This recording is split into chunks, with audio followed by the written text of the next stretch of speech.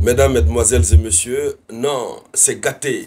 Lorsque nous parlons ici des prouesses que l'Iran est en train de réaliser du côté d'Israël, certains n'arrivent pas à comprendre.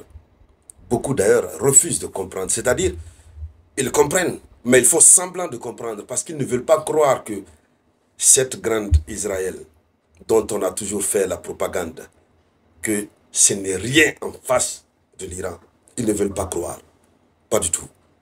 Maintenant, ce sont les médias occidentaux eux-mêmes qui sont en train de relayer la défaillance que connaît le système de défense aérien israélien. Nous, on a parlé de ça il y a de cela. Au troisième jour du conflit, on a commencé à parler de ça, que la défense israélienne est affaiblie. Mais les gens ne croyaient pas. Jusque-là, certains ne croyaient pas. Quand on vous dit que ça ne fonctionne plus, d'homme de fer ou quoi, ça ne fonctionne plus, beaucoup refusent de croire. Regardez, je vous fais voir une image.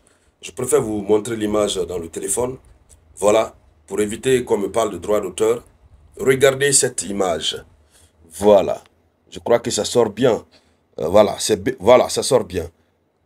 Donc ça émane de quoi? D'un média français, BFM TV. Regardez ce qui est écrit. C'est écrit quoi? Regardez, c'est écrit « Le dôme de fer israélien, un parapluie troué depuis les attaques de l'Iran. » Très bien. Voici ce qu'ils disent. Le dôme de fer israélien, un parapluie troué depuis les attaques de l'Iran. La France elle-même reconnaît que ça ne va plus. Et puis, il se pose la question, ça va durer combien de temps? Israël n'a plus la capacité d'intercepter. Non. Allons-y dans les profondeurs. On va voir les détails de ce que ces Français eux-mêmes, vous connaissez les médias français qui soutiennent Mordicus, leur allié. Mais si eux-mêmes décident de parler en faveur de l'Iran, il faut applaudir l'Iran. L'Iran a fait fort.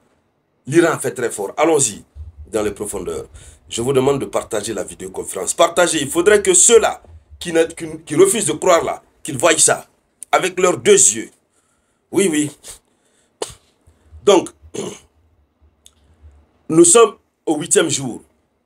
Ce média français dit, au 8e jour du conflit, les offensives aériennes de l'Iran se sont multipliées sur Israël.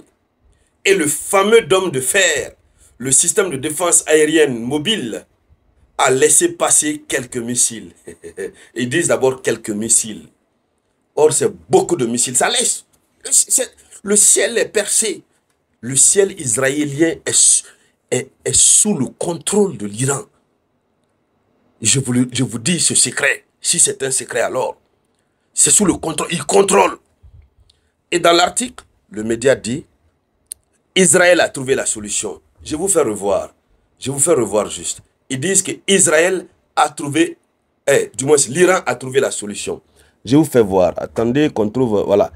Regardez ici. Qu'est-ce qu'ils ont écrit? L'Iran a trouvé la solution. D'accord. L'Iran a trouvé la solution. C'est-à-dire, ils croyaient tellement en leur dôme de fer là, que l'Iran a trouvé la solution. C'est quoi la solution? Je vous ai toujours dit ici, la stratégie que l'Iran a utilisée pour dominer Israël, c'est la technique de la saturation. L'Iran envoie plusieurs missiles à la fois, avec des frappes combinées dans diverses directions. Le dôme de fer est devenu d'abord, il a commencé par devenir bête, tonton. Ensuite, il ne comprend plus rien. On dit, va, il dit, non, je suis fatigué. Le dôme de fer est surchargé. Dans cet article, le média même parle de tout ça, que le dôme de fer est épuisé. Et le problème, c'est que, le vrai problème, je vous dis, l'Iran s'est préparé. Le vrai problème, l'Iran fabrique ses missiles moins chers. L'Iran ne dépense pas beaucoup d'argent pour fabriquer ses missiles. Mais ces missiles, la nature de leur dangerosité fait de telle sorte que, pour intercepter un seul missile, Israël est obligé de payer 50 000 $. 50 000 $ pour intercepter un seul missile. C'est le média qui donne l'information, hein. Ce n'est pas moi. C'est BFM TV qui donne l'information. Ils disent quoi? Ils disent, en plus du dôme, les Israéliens reçoivent environ 10 minutes avant l'arrivée d'un missile, un message sur leur téléphone et une sirène retentit environ 90 secondes avant un potentiel impact pour avoir le temps de se réfugier. Grâce au dôme de fer c'est grâce au dôme de fer qu'ils ont le temps de se mettre à l'abri. C'est-à-dire, le dôme de fer n'empêche plus les missiles, hein, mais ça leur permet d'avoir le temps de se mettre à l'abri. Alors, et eux-mêmes ils disent que, mais le dôme de fer n'est pas inépuisable. Donc le dôme de fer est épuisable, ça se fatigue. Depuis quand on voit une machine qui se fatigue, c'est-à-dire l'Iran, c'est-à-dire il faut éviter la promesse de l'Iran. L'Iran a dit que ces gens-là vont regretter pour l'éternité s'ils attaquent. Et cette fois-ci, ils regrettent pour l'éternité. Et cette affaire de négociation-là, l'Iran a raison. Hein. Si jamais ils s'hasardent de baisser leur garde, de rentrer dans les négociations, c'est le temps pour le dôme de fer de se reposer. C'est le temps pour les alliés d'Israël de réarmer Israël. Donc il faut... Hein, ça là, ça va chauffer. Donc, ils continuent, ils disent, pour un rappel, un seul intercepteur du dôme de fer coûte environ 50 000 $. Tandis que chaque batterie qui tire ces intercepteurs coûte environ 50 millions de $. Vous voyez ça? Chaque batterie qui tire les intercepteurs coûte 50 millions de $. Et chaque intercepteur de missiles coûte 50 000 $. Maintenant, imaginez, regardez comment ça descend. Chaque fois que l'Iran envoie 50 000 $, 50 000, 50 000, 50 000. C'est énorme. Israël n'était pas prêt à ça. Alors, ils disent quoi? Ils disent, dès qu'on commence à utiliser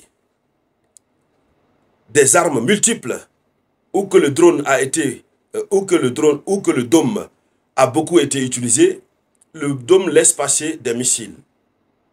Alors, selon le média, c'est ce qu'explique un ancien officier, il dit, et cela, les Iraniens l'ont bien compris. Ils utilisent de plus en plus des missiles extrêmement puissants et à longue portée, et de plus en plus fréquemment pour saturer le système de protection. Le dôme de fer est constitué de trois couches. Le dôme de fer est constitué de 3 couches. On a le dôme qui permet d'intercepter les missiles de courte portée de 70 km environ. On a la fronde de David pour intercepter les missiles de moyenne portée de 150 km. Et on a la flèche pour se protéger des missiles de longue portée de 250 km. Donc le bouclier antimissile comporte également un radar qui permet de détecter un tir jusqu'à 70 km et d'une unité mobile de contrôle analyse qui calcule le point d'impact et commande des missiles pour intercepter. Donc, malgré tout ça là, le dôme de fer, ce n'est pas opérationnel. Alors ça veut dire que la vraie victoire de l'Iran est certaine. Et c'est très proche. Maintenant, à la fin de l'article,